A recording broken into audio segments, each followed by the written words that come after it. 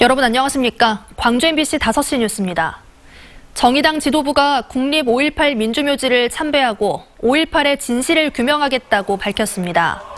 심상정 정의당 대표는 5.18 묘지 참배에 이어 상무위원회를 열고 5월 광주의 아픔과 슬픔의 책임을 끝까지 물어 학살 주범을 5월 영령 앞에 반드시 무릎 꿇리겠다고 다짐했습니다.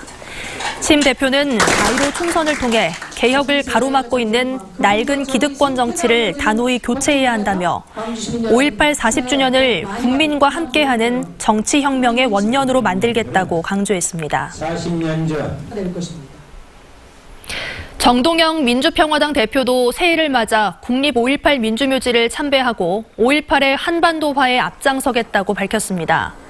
정동영 대표는 5.18의 온전한 승화를 위해서는 한반도 평화체제 정착이 기본이라며 광주에 갇혀있는 5.18을 한반도화하는 데 민주평화당이 앞장서서 분투하겠다고 강조했습니다.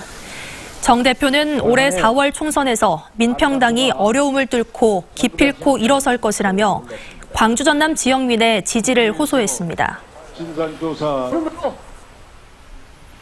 더불어민주당이 총선을 앞두고 소병철 순천대 석좌 교수를 영입하면서 앞으로의 행보에 관심이 모아지고 있습니다.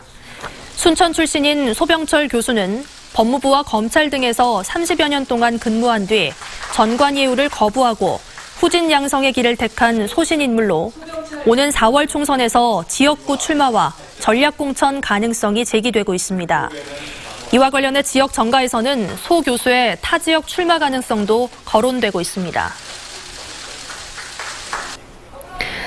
광주 남구청의 공무직 직원이 계약직 직원들의 근무수당을 부당하게 타낸 의혹이 제기돼 경찰에 고발됐습니다. 광주 남구는 남구 평생학습관을 총괄 운영하는 직원 김모 씨가 지난해 8월부터 11월까지 계약직 직원 8명의 근무수당 500만 원을 부당하게 받은 사실이 드러나 횡령 혐의로 경찰에 고발했다고 밝혔습니다. 남구는 김 씨가 6시간이란 직원들의 근무 시간을 8시간으로 부풀려 500만 원을 받은 뒤 사무실 컴퓨터와 책상 등을 구입한 것으로 보고 있습니다. 광주 서부경찰서는 부부싸움 도중 남편을 살해한 혐의를 받고 있는 61살 A씨에 대해 구속영장을 신청했습니다.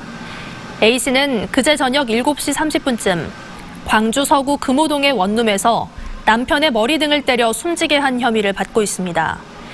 경찰은 내일 피해자의 시신을 부검해 정확한 사인을 찾고 범행 동기 등에 대한 조사도 이어나갈 예정입니다. 광주시 교육청이 올해도 중증 장애인 교육 공무직원을 공개 채용합니다. 선발 인원은 청소보조원 9명으로 응시 자격은 광주에 거주하는 18세 이상 중증 장애인이고 6개 장애인 복지관에서 오는 28일부터 다음 달 7일까지 원서를 접수합니다. 지난해 광주시 교육청의 장애인 공무직원 공채에는 13명 모집에 188명이 지원해 14.5대 1의 경쟁률을 기록했습니다. 지난해 기아 자동차의 광주 공장의 생산량이 전년보다 소폭 증가했습니다. 기아차 광주 공장에 따르면 지난해 총 생산량은 45만 5,800여 대로 전년에 비해 0.1% 증가했습니다. 이 가운데 수출은 32만 7천여 대로 전년보다 6.8% 줄었지만 내수가 12만 9천여 대로 2만 5천여 대가 증가했습니다. 이 같은 내수 증가에는 월 생산량 10,000대를 돌파한 셀토스의 인기가 한몫한 것으로 분석됩니다.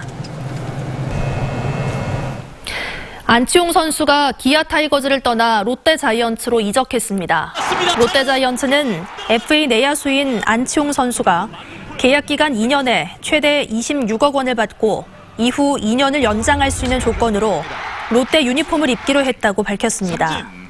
안치홍 선수는 롯데와의 계약이 알려진 이후 SNS에 직접 쓴 편지를 올려 타이거즈에서 가장 큰 사랑을 받은 선수 중 한 명이었던 점에서 죄송함을 떨칠 수 없다며 기아 팬들에게 미안한 마음을 전했습니다.